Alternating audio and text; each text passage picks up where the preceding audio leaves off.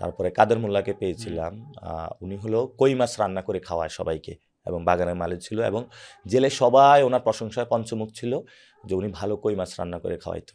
তো আমি ওই দিন হলো ভাগ্যক্রমে হলো এই হসপিটালে ছিলাম, জেলের ভিতরে।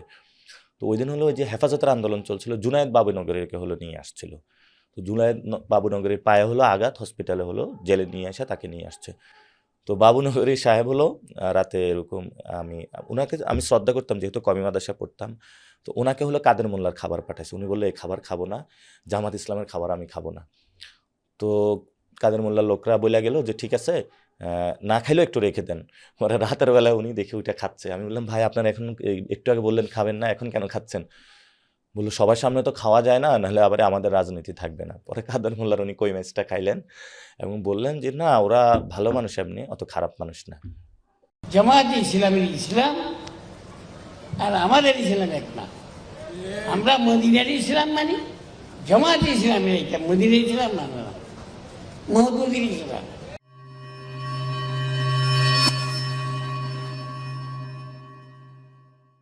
তো শুনেন হকের কথা, যে যাদের আকীদা আদর্শ আহলুস সুন্নাহ ওয়াল জামায়াতের মুওয়াফিক, এইরকম যত দল আছে এবং যত উলামায়ে কেরাম আছেন, তাদেরকে সবাইকে নিয়ে ঐক্যবদ্ধ একটা প্ল্যাটফর্ম তৈরি করা এই সময়ে নেহায়েত জরুরি।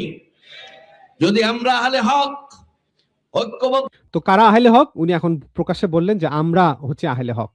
আচ্ছা, তো ওনারা হচ্ছে আহলে হক, কারা? কওমিরা হচ্ছে আহলে হক। আচ্ছা, তারপর শুনি।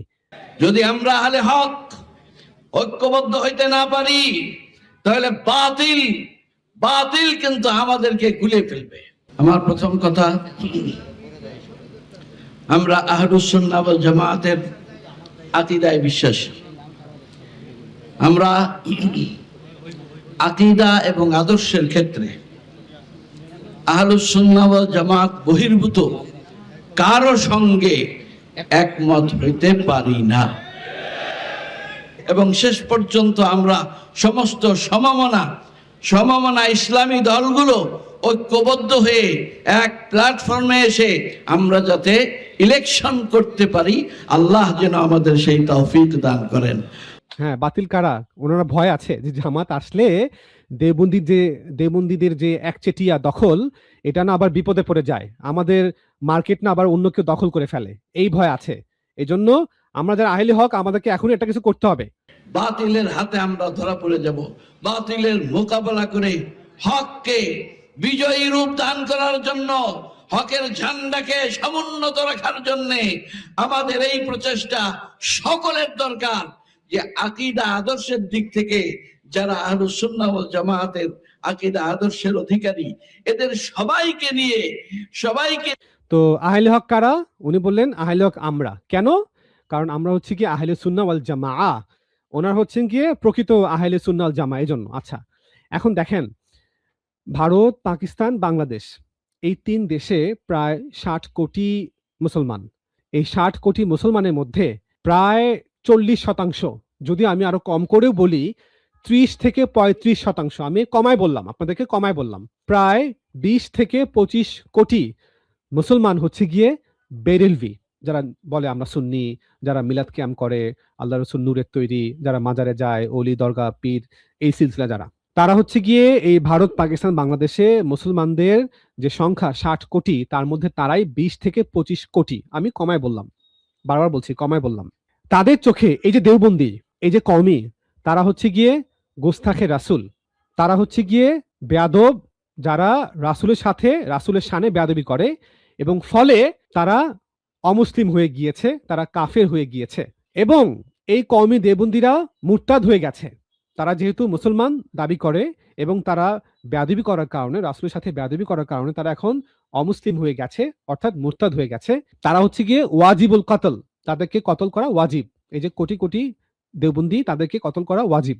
বেরেলভিদের সব থেকে বড় যে আলেম আহমদ রাজা খান বেরেলভি, তার ফতোয়া, তার অনুসারীদের ফতোয়া। এবং এই কওমিদের কুরবানির মাংস খাওয়া যাবে না, তাদের নারীদের বিয়ে করা যাবে না, ইহুদিদের, নাসারাদের জবাই করা পশু খাওয়া যাবে, কিন্তু কওমিদের জবাই করা গরুর মাংস খাওয়া যাবে না। এটা কাদের ফতোয়া? এটা যারা মেজরিটি এই 3 দেশের মধ্যে, পাকিস্তান, ভারত, বাংলাদেশ, এই 3 দেশে যদি আপনি বলেন যে মেজরিটি মুসলমান কারা, তারা হচ্ছে গিয়ে এই বেরিলভিরা। তাদের ফতোয়া হচ্ছে এটা। বেরিলভিরা কওমিদেরকে আহলে সুন্নাহ ওয়াল জামাতি মনে করে না। পাকিস্তানে প্রায় 55%, কেউ কেউ বলেন তার বেশি, হচ্ছে গিয়ে বেরিলভি। কওমি হচ্ছে গিয়ে 25 থেকে 30%। এটা নিয়ে আমার ভিডিও আসবে ইনশাল্লাহ। বাকি হচ্ছে গিয়ে শিয়ারা।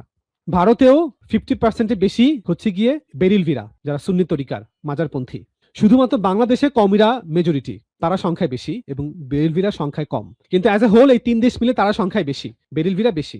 তাদের মতে কওমিরা মুরতাদ, ওয়াজিবুল কতল, তাদেরকে কতল করা বাধ্যতামূলক। তাদের কুরবানি মাংস খাওয়া যাবে না, যদিও ইহুদি নাসারাদের কুরবানি মাংস খাওয়া যাবে। বাকি হলো সালাফি। পাকিস্তান, বাংলাদেশ, ভারত, এই 3 দেশে কোটি কোটি সালাফি আছে। তারা সংখ্যায় হয়তো 10%, কিন্তু 3 দেশ মিলিয়ে 10% প্রায় কয়েক কোটি, 4-5 কোটি বা তারও বেশি। তাদের মতে এই যে কওমি দেওবন্দি, তারা হচ্ছে গিয়ে আহলুল বিদাত, তারা প্রকৃত আহলে সুন্নাহ ওয়াল জামাত না। তারা হচ্ছে গিয়ে সুফি মুশরিক। কওমিরা সুফি তরিকার মুশরিক, যারা ফানাফিল্লা, আরশে আজিম পৌঁছায় যায়, ফেরেশতারা এসে সাক্ষাৎ করে, তরিকায় চিশতিয়া, কাদেরিয়া, এই সুফি যারা আছে কওমি, এরা হচ্ছে গিয়ে একে আহলুল বিদাত, দ্বিতীয়ত আহলে সুন্নাহ জামাতে অন্তর্ভুক্ত না, তৃতীয়ত এরা সুফি মুশরিক, চতুর্থত এরা মাতুরিদি আকীদা ফলো করে, যেটা কুফরি আকীদা। সব দিক দিয়ে এরা হচ্ছে গিয়ে ইসলাম থেকে খারিজ। তাহলে এখন ওদিকে প্রায় 25 কোটি, 20 থেকে 25 কোটি মুসলমান বেরিলভি, আবার এদিকে প্রায় 10 কোটি সালাফি আহলে হাদিস মুসলমান। তো কত হলো? কমপক্ষে 35 কোটি, 60 কোটি মুসলমান এই 3 দেশের মধ্যে, পাকিস্তান, ভারত, বাংলাদেশ। এই 60 কোটি মুসলমানের মধ্যে কমপক্ষে 35 কোটি, অর্ধেকের বেশি মুসলমান এই কওমিদেরকে মনে করে তারা আহলে সুন্নাহ জামাত না। তো তারা দাবি করছে আমরা হচ্ছে কি আহলে হক, আমরা হচ্ছে কি আহলে সুন্নাহ জামাত।